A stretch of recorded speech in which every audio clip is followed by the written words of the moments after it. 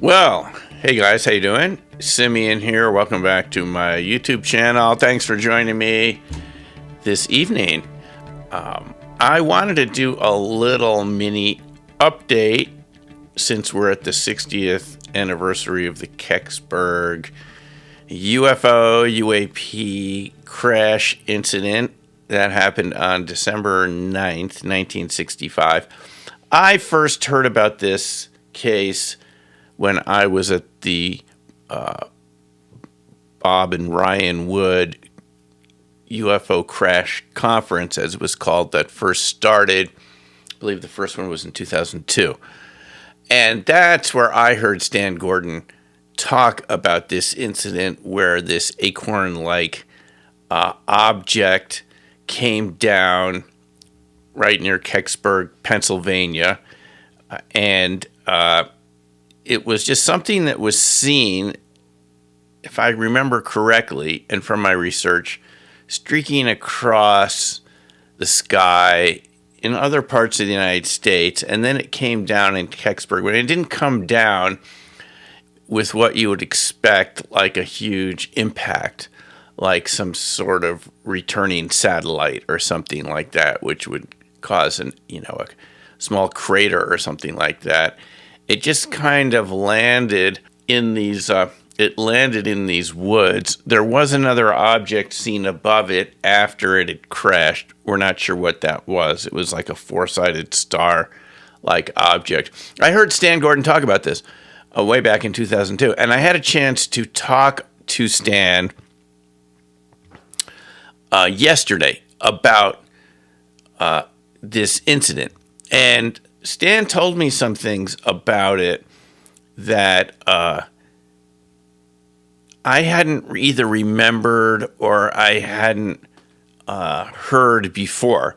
And if we've had Stan on this channel before, and we've had him on a number of times, especially about UFOs, Bigfoot sighting, cryptids, how come they come at the same time, and so forth. But in my conversation with him yesterday, we talked about some of those cases, but he went on to talk about some of the humanoid sightings around the Kecksburg event. And I just thought I'd share them with you. So one of them was, he said, someone who got, and I'm just paraphrasing from my memory from what Stan said, there was an individual who apparently got to the crash site very early. This event happened in the late afternoon. So this person got there just as the military was arriving on the scene. And what Stan told me, again, I wasn't there. I was only 2 years old at the time. But Stan said that this person saw one of the military officers opening up a hatch at the top of this craft. You've seen these models of the Kecksburg acorn-like craft where it seems seamless, but what this witness described is the hatch opening up and something like an arm and several fingers being seen of something on the inside reaching outwards before he either was told to leave the area or had to leave the area. So that was one sort of aspect of it that I hadn't remembered before. Then Stan told me of another case. This was even more astounding. He talked to a truck driver who drove the crash wreckage to Wright-Patterson Air Base in Dayton, Ohio.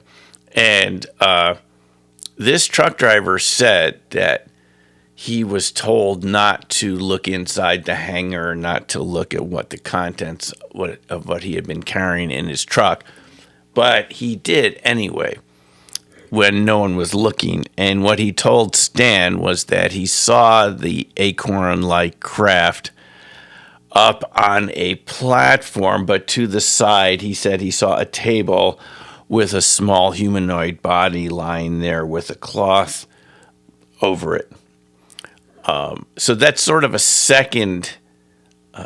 secondary humanoid aspect to this story, which I would just encourage you to research yourself. I'll put some of the links below. One of Stan's local TV stations has done a series of reports about it, which hopefully we'll be able to link below, from their TV broadcasts about the 60th anniversary of this event.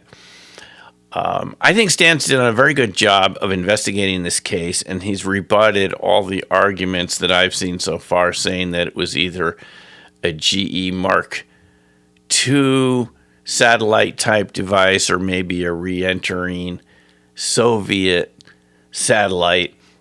What Stan was able to uncover doesn't match the description of either of those objects.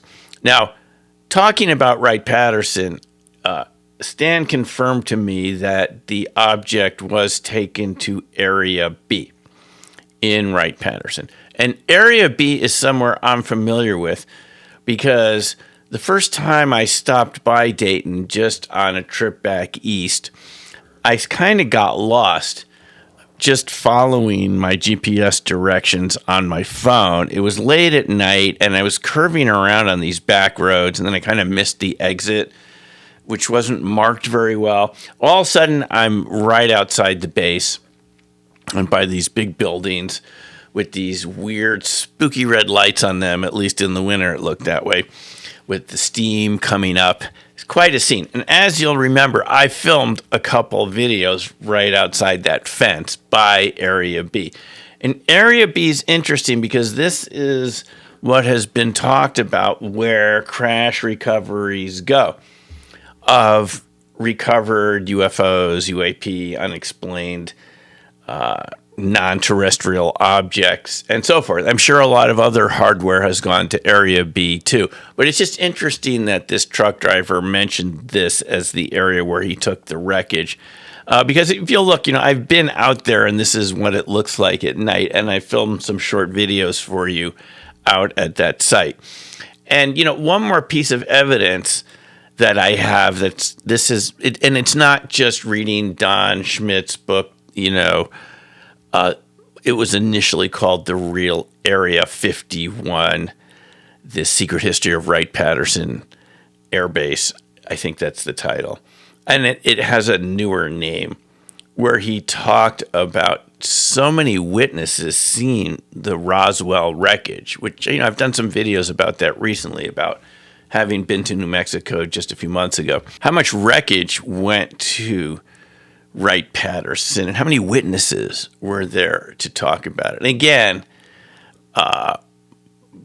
witnesses who saw alien bodies there. Black Jack Magruder, the famous war hero from, I believe it was from might have been from World War II, who actually had been either seen alive extraterrestrial or had heard stories about it. He even gave it a name. He called it Squiggly. I mean, this is all in Don Schmidt and Kevin Randall's book.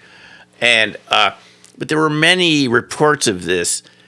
And I've spoken to people that worked at Wright-Patterson way back in the Project Blue Book days, and they confirmed to me stories like this. They wouldn't get very specific, but they confirmed to me they had seen things. That's where we'll have to leave it. They had seen things that gave me the impression from talking to them that they couldn't really describe without breaking some sort of non-disclosure agreement. So I'm 100% confident that these sorts of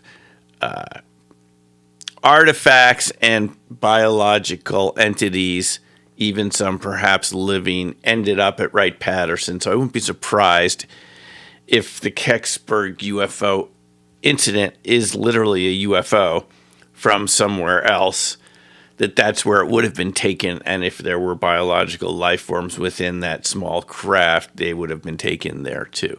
But I encourage you to do your own research and see what you come up with. It's the 60th anniversary, so we'll find out a lot more. There'll be people will be talking about it again. We'll get news reports, and it's right around the release of this movie, Age of Disclosure. So I think it's a good time to start looking into it again, and you can make your own mind up. Feel free to put your comments in the box below. Thanks for watching, and we'll talk to you again soon. Take care for now, and bye.